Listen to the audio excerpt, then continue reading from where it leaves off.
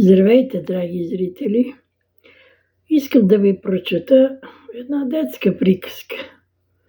Казва се: бабо, искам приказка.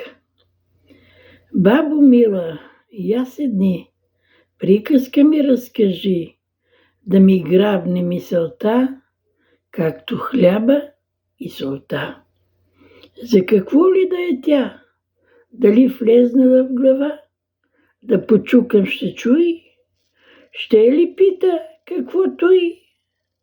Ох, моето дете, снощи не можах да мигна. Защо, бабо? Заради луната. Какво чух? Заради луната.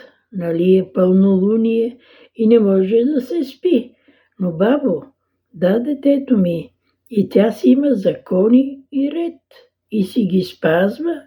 Новолуние, растеж, пълнолуние, при новолуние малка част от нея е пълна. При растеж луната започва да се изпълва повече. При пълнолуние цялата е изпълнена със светлина. Има поверие, че ако искаш да започнеш голям проект, най-добре е да го започнеш, когато луната е в растеж. Свършвайки пълнолунието, от луната остава да свети жълт сърп, обърнат с изпъкналата част наляво. Казва се гинеш, луната чезне. Почне ли да расте светлината, като жълт сърп, обърнат с изпъкналата част надясно, се казва, че луната е в растеж. Луната, моето дете, е сестра на Слънцето.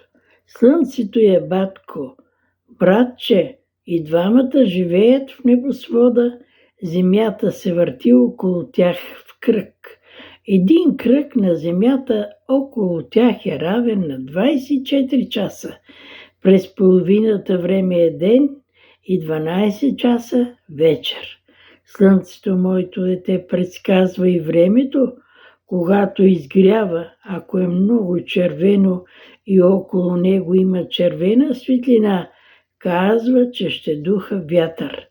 Ако има и облаци около него, ще има дъжд или само бели облаци, без дъжд. Зависи от тъмнината на облаците около него. При залез е същото, но сутрин при изгрев казва времето за същия ден.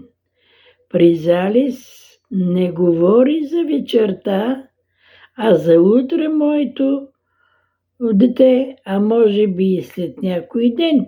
Слънцето свети през деня, луната през вечерта. Грижат се за земята да не остава на тъмно. Другите светлинки по небето са по-малки звезди, но и от тях има и голями и по-малки.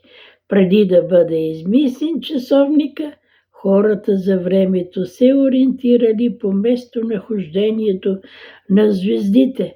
Дори корабите се ориентирали по тях. Леле, бабо, беше ми много интересно.